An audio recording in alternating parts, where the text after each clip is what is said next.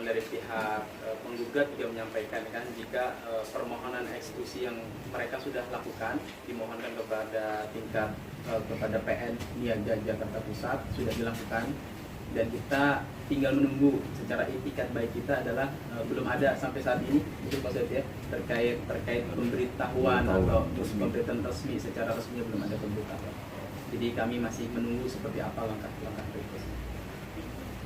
Tapi ini keputusannya bukannya udah ada, maksudnya kayak memang ada harus membayar penalti dari pihak Gen Halinta kepada Naga Suara sebesar 300. Nah, mungkin dijelaskan Pak Zed dari prosesnya seperti apa Pak? Jadi memang sebetulnya itulah yang perlu kita menjadi pemikiran bersama juga. Karena ini angka tadi 300 tadi itu adalah dikatakan sebagai pelanggaran hak moral. Apakah waktu dulu kalau dieksaminasi kan dulu gugatan di pengadilan niaga perkara waktu di tingkat pertama tersebut ada nggak permohonan atas pelanggaran hak moral tersebut? Nah sekarang muncul angka itu di Mahkamah Agung di perkara peninjauan kembali. Nah kalau misalnya katakanlah di situ dianggap sebagai suatu pelanggaran hak moral, nah selanjutnya kan ada proses. Sementara hak cipta ini adalah imaterial, ya. Nah permohonan betul tidak saya sampaikan apakah nanti akan kembali kepada pencipta angka tersebut. Dan untuk eksekusi ini mungkin agak melebih sedikit ya. Pertama memang harus mendapatkan notis resmi ya dari pengadilan terhadap permohonan tersebut. Namun jikalau memang ada permohonan untuk supaya dilaksanakan ya silakan, bisa dilakukan juga sukarela ya, atau misalnya memang akan ada penetapan untuk pelaksanaan tersebut ya, kita lihat apakah memang harus dengan penetapan, karena memang tidak dilakukan untuk melaksanakan secara sukarela karena teknisnya itu juga cukup rumit ya, karena tidak serta-merta hukum formal saja, karena angka 300 itu yang sifatnya material tadi Mas. Gitu. Jadi bukan seperti utang piutang 300 itu harus dibayar berikut penaltinya. Nah untuk hak cipta ini seperti itu. Berarti keputusannya masih akan menunggu gitu ya Mas ya? Iya, sampai saat ini dari pihak penggugat kan memberikan permohonan eksekusi, tapi bentuknya seperti apa dan permohonan seperti apa dari pihak kami belum mendapatkan secara resmi. Akan mencoba komunikasi mediasi dengan pihak Naga Suara sendiri atau seperti apa? Kalau menurut kami ya silakan, seperti itu juga cukup baik, karena memang ini bukan suatu pembajakan yang dianggap suatu nanti pidana ya, bukan, karena ini adalah masalah kegiatan penggandaan yang melalui mekanisme pengalihwujud dan pengcoveran ya, yang juga sebetulnya sudah ada monetisasinya. Ya. Karena dengan adanya sistem ini sebetulnya juga sudah dinikmati. Jadi itulah yang akhirnya gugatan pelanggarannya itu tidak bisa dilakukan. Ya. Jadi sistem monetasi di sini memberikan juga ada keuntungan baik si pencipta asli ya, sebetulnya juga ada buat publisher dan apalagi untuk si content creator. Berarti sederhananya dengan adanya cover yang dirilis sama Gen Halinta ini turut memberikan kontribusi kepada pihak Naga Suara atau publisher dan penciptanya seperti itu. Betul. Otomatis. Jadi kan automatically kan kalau memang kita membuat konten di YouTube ya kan, otomatis kita kan dapat copyright. Nah copyright itu kan secara pengaturannya sudah dibuat. Nah itu biasanya kena copyright oleh siapa? Oleh LMK-nya. Nah LMK ini kan yang mengkolek cover-cover itu. Nah LMK itu punya kuasa dari publisher. Nah publisher itu ada pencipta di situ juga. Jadi otomatis itu diatur, pasti mendapatkan semuanya.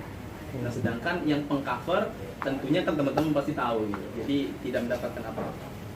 Sama sekali tidak ada. Ya kan otomatis kan. Walaupun kalau di YouTube mungkin 15 detik lagu doang gitu langsung kan otomatis yang tadinya hijau bisa jadi kuning. Baik, teman-teman media. Ada Bu? ada Tapi yang sebelumnya bertanya. saat mengcover sudah Udah, dari mana Mas? Iya, saya Sama? dari WhatsApp. Ya. Sebelumnya sebelum mengcover ini sudah ada izin atau komunikasi untuk mengcover lagu tersebut. Ya, makanya kepada teman-teman sudah mungkin udah lama kali ya apa namanya kita juga buat sebuah apa namanya permohonan kayak bentuk pengetahuan ya buat publik bahwa layaknya kita sebagai content creator dulu yang awal-awal dan mungkin sampai saat ini juga kalau teman-teman ditanya gimana sih kalau mengcover YouTube ya cover-cover aja gitu. Lu kalau mau mengcover di Instagram ada instastory ya cover-cover aja gitu. Jadi masih keawaman kita waktu itu belum mengerti tentang bagaimana sistem izin dan ternyata memang sistem izin yang sekarang era digital ya by permission on system gitu. Lu ketika mau upload pasti on off-nya udah di sistem udah ketahuan gitu. Nah, Udah terlihat itulah juga. bagian Clear daripada copyright gitu. Copyright. Nah, itulah yang dimaksudkan izin secara digital tuh di situ. Jadi sudah ada copyright notice yang sebetulnya ini creator. Ya. Dan kecuali kita pun dalam posisi tidak mengkomersialkan itu. Hak betul-betul murni kita pure sebagai content creator mau berkreativitas atas dasar untuk menghibur, untuk berkreativitas gitu sebagai anak-anak bangsa Indonesia. Oke. Dan sekedar tambahan saja dari saya ya, itu sebetulnya kalau dikatakan sebagai pelanggaran hak moral, berarti kan pelanggaran hak moral itu kan terkait dengan apakah betul memang mengganti secara substansi isi lagu tersebut. Misalnya dibuat Potongan-potongan. Dirubah. potongan, ya nadanya sama. Ada lirik yang tidak substansial. Tapi apakah ditanya kepada pencipta? Hak moral itu tanya kepada pencipta. Ditanya kepada pencipta, ada nggak pelanggaran yang memang mengganggu kepentingan yang wajar dari pencipta atau ahli waris? Kecuali diganggu, kecuali misalnya dicontohkan lah, misalnya tidak musik sama, dibikin gambarnya dibikin rusak ya. Seperti kita lihat gambar misalnya gambar Cleopatra atau gambar siapa? Mona Lisa. Seperti itu. Jadi sepanjang tidak mengganggu kepentingan yang wajar, itu tidak melanggar apa-apa. Tapi Baik, aku satu lagi Betul. pertanyaan. Oke, Mbak, dari mana? Nama dan situasi? Aku Vero dari Siwet. Mau ada dua pertanyaan. Yang pertama, tadi kan dikatakan sempat ada PK. Sebelum PK dilaksanakan, apakah ada mediasi sebelumnya dan apa hasil mediasinya? Mengapa tidak ditemukan titik temu? Dan pertanyaan kedua, mengenai kasus ini sendiri, Gen Halilintar, apakah ada kendala? Mengapa tidak ikut serta untuk datang menerima sekarang ini datang ke Indonesia? Terima kasih. Tapi manajemen aja. Anda tahu mungkin Masjid proses Iya, iya. mediasi ya. Jadi Gimana? kalau dari mbaknya Mbak Feral ya menyampaikan seperti itu, memang pernah sih kita mengkomunikasikan itu. Jadi dalam hal ini Gen Halter selalu beritikat baik gitu dari awal case ini datang, kemudian kita sampaikan baik-baik. Anak-anak datang sampai ke kantornya gitu. Mungkin teman-teman sudah tahu kan bagaimana posisi datang semuanya gitu. Bahkan sampai anak-anak kecil, semua anak-anak kaftan sampai ikut serta gitu, duduk di sana. Kemudian kita mau sowan juga kepada pihak penggugat seperti apa gitu, karena basically anak-anak ya sebagai anak-anak gitu kan. Waktu dulu 2019 ya Gen Halter sebagai ya semangat untuk mensupport lah lagu Indonesia supaya dikenal kepada halayak gitu. Dan itu bukan terjadi kepada kita semua gitu kan. Banyak juga orang yang lebih memparodikan dengan bahasa daerah, dengan bahasa Superman, superhero gitu, dan banyak sekali. Dan itu sempat kita lakukan. Sampai kemudian kita pun kan waktu masih traveling pun nggak tahu waktu itu sidang tiba-tiba udah sidang kelima tiba-tiba sudah jadwal kehadiran ahli. Jadi akhirnya kita hadapi gitu kan dengan baik, kita sampaikan kepada pihak majelis, sampailah tingkat kasasi gitu. Alhamdulillahnya kan ditolak statusnya, kemudian di kasasi juga seperti itu. Yang kemudian di PK setelah kasasi sempat kita ada komunikasi gitu. Tapi ya komunikasi kan ada sesuatu yang mungkin dalam hal ini ya belum ketemu titiknya ya. Ada yang mungkin kita nggak sanggupi gitu ya. Ya mungkin yang itu kita sampaikan gitu. Tapi akhirnya kan ya kita mengikuti proses itu sampai sekarang.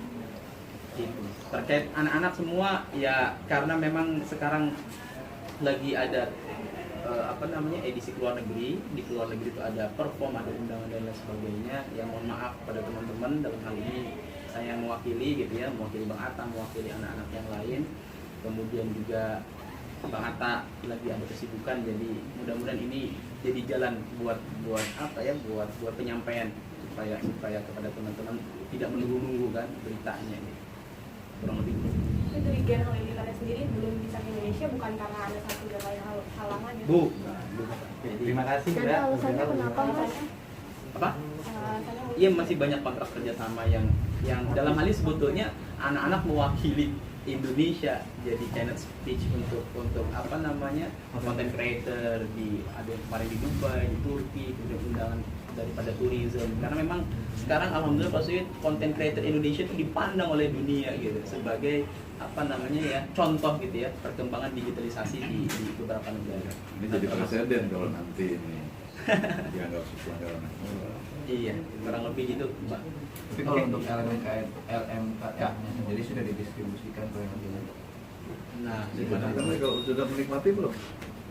Ya harusnya kalau misalnya Otomatis ya? otomatis menikmati, Mas. Otomatis. Otomatis. Karena kalau sistem copyright ya otomatis tuh kita juga nggak tahu gitu kan, karena nggak masuk kepada kita. Oke, baik. Oke teman-teman, Udah, gitu teman-teman ya. ya. Terima kasih. banyak. Mas, satu lagi boleh Satu kali lagi ya, tuh, mau Mas. dijelasin nih. Iya, soalnya dari tadi itu kan penjelasan 300 juta itu kan sebenarnya immaterial, right? Bukan material, berarti itu nggak perlu dibayarkan, maksudnya gitu atau gimana? Masih Ya. kurang paham nih untuk penulisan. Jadi gini, jadi kita menghargai putusan PK atau peninjauan kembali gitu ya. Kalau saya melihatnya itu ya harus kita hargai putusan tersebut, tapi apakah untuk hak moral bisa dihitung kalkulasi angka yang sebetulnya hak moral itu adalah imaterial, Pak. Jadi hak moral itu imaterial. Ya. Jadi bisa ditentukan jumlahnya. Iya, nah tentukan jumlahnya itu pun juga harus memang ada kerugian imaterial yang dialami oleh pencipta itu sendiri, bukan orang lain.